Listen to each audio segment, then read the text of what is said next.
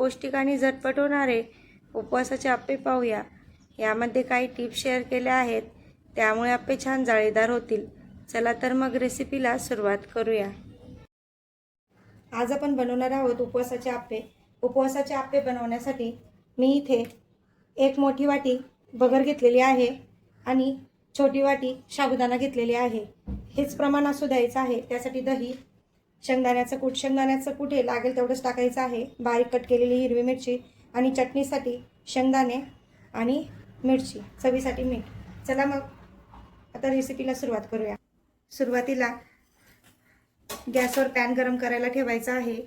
त्यामध्ये आपण घेतलेली बगर आणि हे घेतलेले छोटी वाटी साबुदाणे हे टाकून भाजून घ्यायचे आहेत। त्यांना 1 ते 2 मिनिटं छान भाजून घ्यायचं आहे।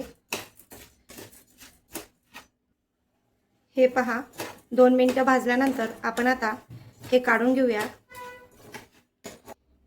आता हे थंड करून घ्यायचं आहे। आता मिक्सरच्या भांड्यामध्ये हे सगळं आपण भाजलेलं होतं साबुदाणा आणि बगर ते टाकून घ्यायचं आहे।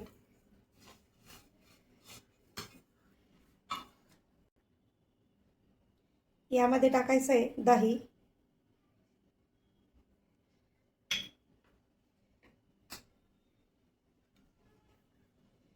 एक चम्मच, मोठा 1 चम्मच शेंगदाण्याचं कूट आणि चवीसाठी मीठ। आपण आता हे मिक्सरला बारीक करून घेऊया। हे मिश्रण आता आपण मिक्सरमधून काढून घेतलेलं आहे। हे पहा, असं जाडसर होतं। हे थोडं जाडसरच काढायचं आहे। आपण यात परत एक थोडं अर्धी चम्मच टाकणार आहोत मीठ। सुरुवातीला मीठ टाकलं होतं। आता यामध्ये टाकूया बारीक कट केलेली हिरवी मिरची आणि मिक्स करून घेऊ। वाटलंच तुम्हाला हे खूप दाटसर आहे तर आपण यात थोडं पाणीही टाकू शकतो आप्पे काढायच्या वेळेला। आता हे पीठ 10 ते 15 मिनिटं झाकून ठेवू। तोपर्यंत चटणी करायला घेऊया।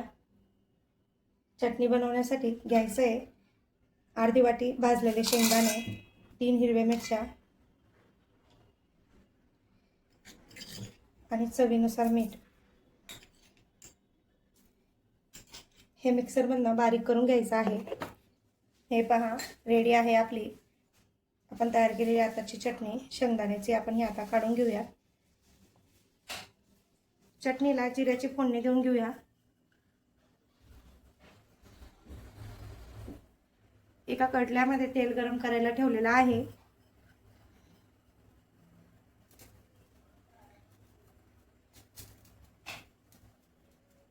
हे पाहू शकता, जिरं चांगलं तडतडलेलं आहे। आता फोडणी देऊन घेऊया। रेडी आहे आपली चटणी आता आप्पे सोबत खाण्यासाठी। तुम्ही जिरं खात नसाल उपवासाला तर तुम्ही जिरं स्किप करू शकता। चटणी अशीही खाल्ली तरी चालते। आता आपण आप्पे करायला घेणार आहोत। आप्पे पात्र गरम करायला ठेवलं होतं। आता यामध्ये तेल टाकून घेऊया। तेल टाका नाही तर तूप टाका, चालेल।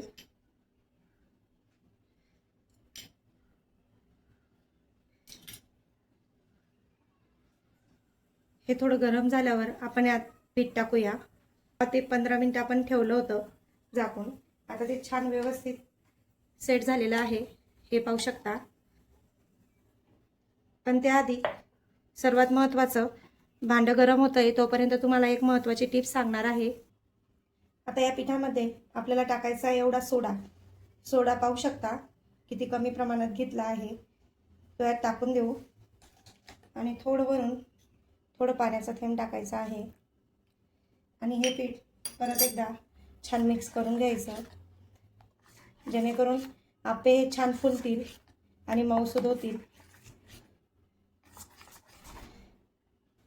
आता हे पहा, तेलही छान तापलेलं आहे। आता आपण टाकून घेऊया आप्पे।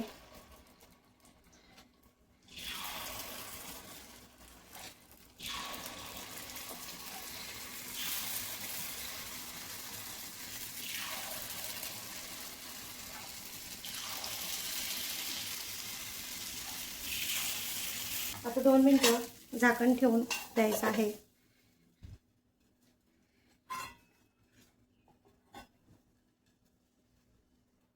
आता हे पाहू शकता किती छान फुलून आलेले आहेत आपले. काढून बघण्याचा प्रयत्न करायचा.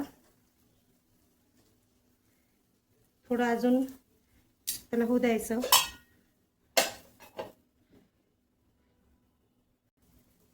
आता आपण पलटून घेऊया.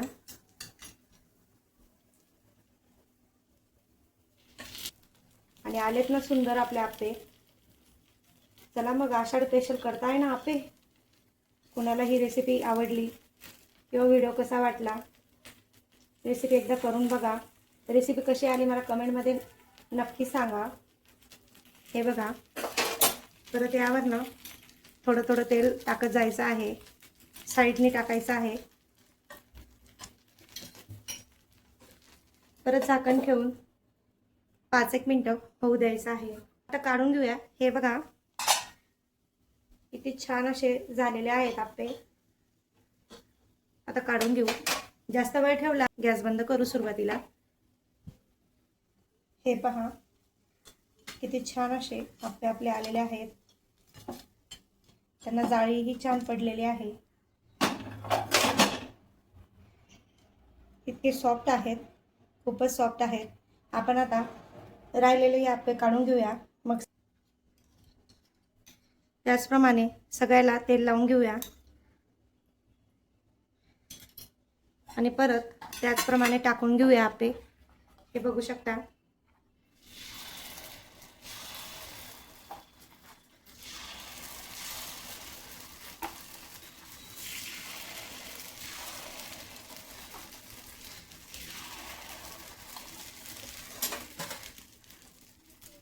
आता झाकून ठेवायचं आहे.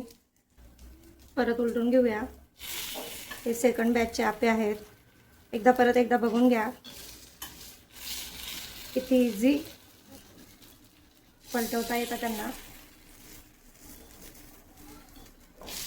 तुम्हाला जर जास्त ऑइली आवडत नसेल, सुरुवातीला एकदा तेल लावलं आणि नंतर नाही लावलं तरीही चालेल. थोड्या तेलातही होतील.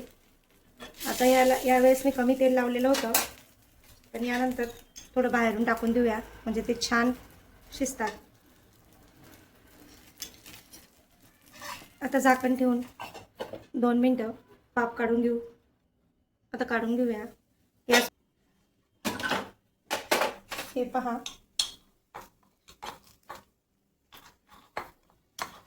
हे पाहू शकता आपले पौष्टिक असे आप्पे रेडी आहेत. तेही उपवासाचे. साबुदाणा खायचा कंटाळा आला आहे, भगर खायचा कंटाळा आला आहे, मग हे असं करून बघा काहीतरी नवीन. हे पहा किती छान असे आप्पे आपले रेडी झालेले आहेत. आणि तेही उपवासाचे. एकदम पौष्टिक असे. न साबुदाणा भिजवता ना भगर भिजवता.